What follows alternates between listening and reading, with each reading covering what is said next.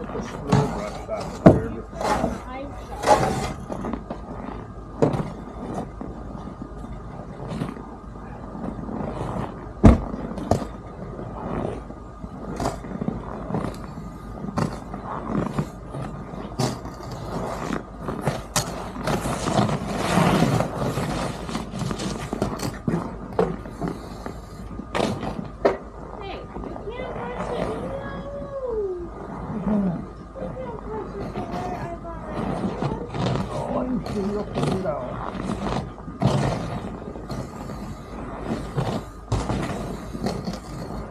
You don't ever do this.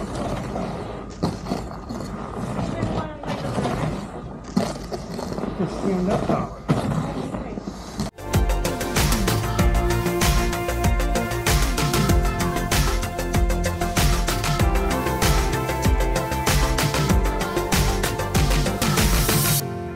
Come join us out here.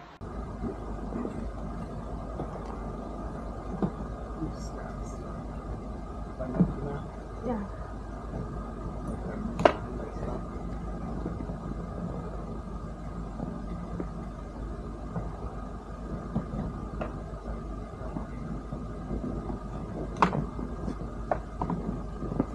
Ready?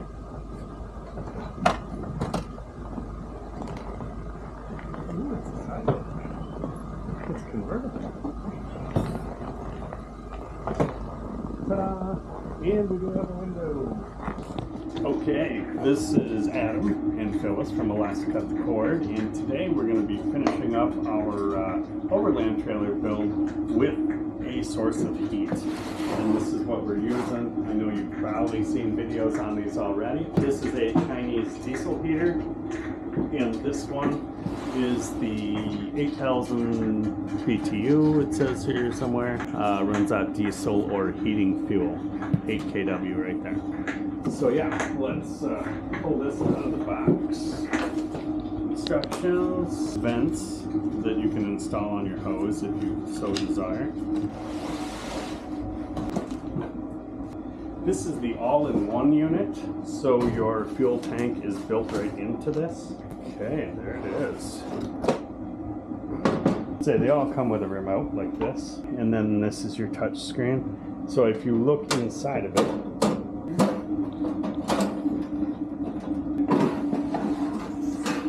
so there we are.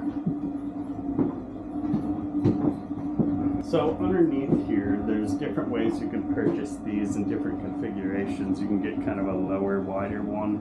You can buy just this portion, which is the actual everything to do with a burner.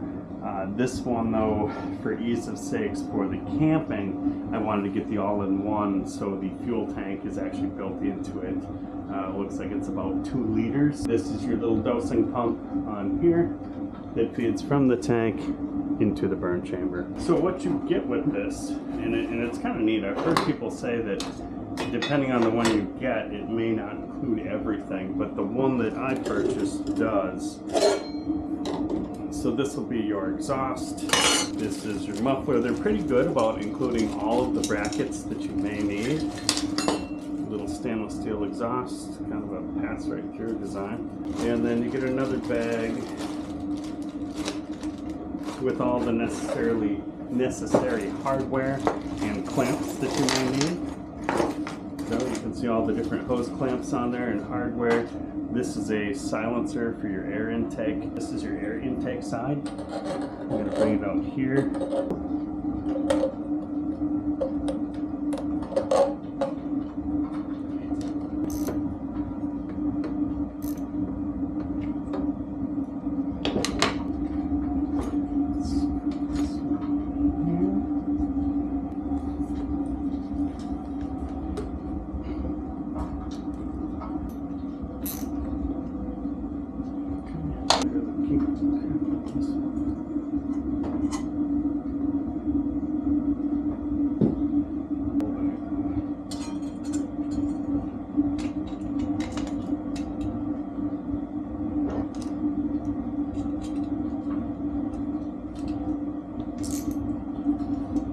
So I'm not sure if this is the configuration exactly that I'm going to use for the exhaust. You have to be cautious of this because that exhaust is hot enough that it will burn whatever's underneath of it. So I do try to make sure whatever's underneath this is either spaced up, because the way they've got it built, it's not spaced high enough to actually keep this off contact with whatever's right below it. So that's something that could definitely be improved. Now for the power leads, I'm going to make a little change here because the way they've got it set up, it's kind of set up to be hardwired right into something. And they've got plenty of lead length on it, which is great. So I'm going to put a couple of quick clamps on here so that we can just clip it right onto the battery and then you're ready to go.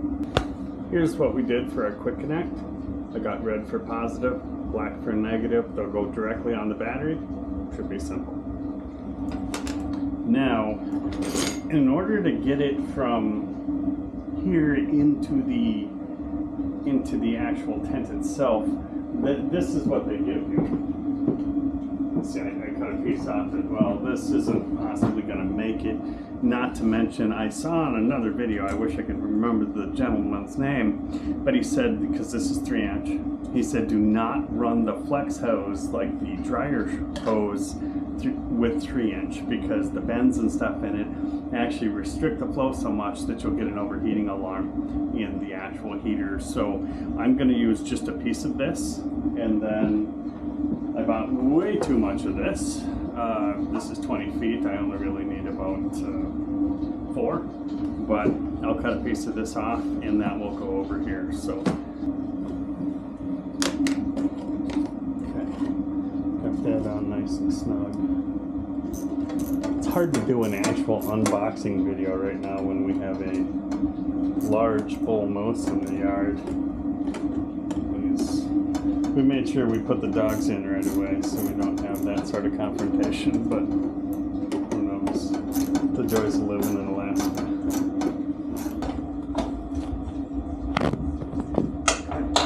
He's interested in something over there. Wow.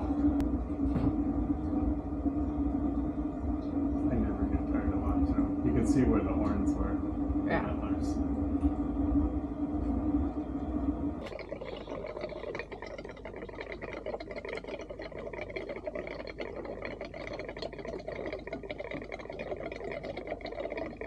So I've got an infrared laser here that I'm going to see what the temp is inside right now. Wow, 1.5 degrees. 1 degree. Oh. Yeah, so it's that cold out today, which would make sleeping somewhat uncomfortable.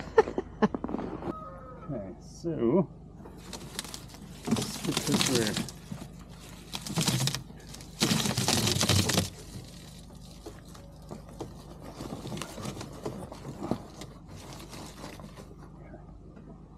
So we've got that. So for testing purposes, this is how we've got it set up. It's going to have a better mounting system for certain, but it's currently 1.5 degrees in there in the camper. So let's give it a shot. I've never fired this up before. I have the remote somewhere. So I'm just going to hit the on. And oh wow. Oh, that might have to stop. This one talks to you. It's kind of cool. It says it's currently -5 degrees Celsius, which I don't doubt that at all. Right now you can hear the dosing pump is running faster and faster and faster, and there's a little exhaust coming out of there. Now this is the initial startup, so I do expect some smoking off of the exhaust, so to speak. Yeah, no, she's really screaming. I can see right now we may want to isolate it from the camper. Yeah, we might want to keep all the tube. Yeah, we can, honestly. I mean, we've got enough tube and battery lead that we could just mount it on the ground underneath here. Yeah, Which, make sure it's on gravel. yeah, 6 degrees is what that's measuring, so it must be heating up.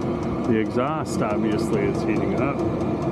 That's, I don't know if I can hit it, 145 degrees. So that's what I mean about you can't have this touching anything that can burn.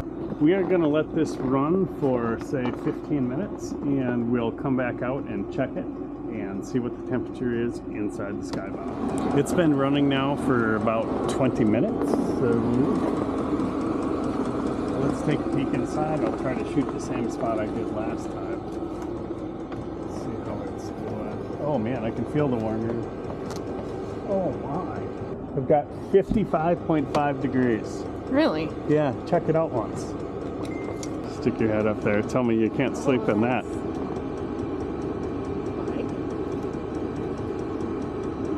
smells warm. Yeah. Well, it's going to this first cycle. It's not. Is it okay there? I think so. We might have to do some sort of. Yeah, I agree. Yeah, there's no insulation up there whatsoever. Yet the snow's not melting off, which is really weird at that temperature. My lord. Gotta wear safety glasses around this lady. Oh, there you have it. I think we need to come up with a little better mounting system for it. Obviously, we do, but for test purposes, this will be staying in the box when we travel. We've got a heat source. What's left? Go camping. That's right. That's going to be the next thing we do. The next time you see this Overlander trailer, we will be camping in the winter. So thank you so much for joining us. I hope you found this both informative and useful. Hit the off button and just let it go through its shutdown cycle. You can hear the pump shut off right away, and it should go through its cycle. Okay, we'll let her go through that cycle. Okay. It's not warm out here anymore. No, I think it's going to drop pretty quick too with these Clear skies. clear skies. And yeah, it'll go through its whole cycle. Hey, Adam here from Alaska Cut the Cord. I just want to put out a reminder that on March 17th, yes, I said it, March 17th, which is St. Paddy's Day, we're inviting you to join not only us, but Alone from Alone in Remote Alaska and Rob and Sarah from Kermudge Inn. We will be doing a joint live venture, and I think it should be quite a bit of fun. We're doing this for you guys, and let's get together on March 17th, St. Paddy's Day. I'll be drinking green beer. How about you?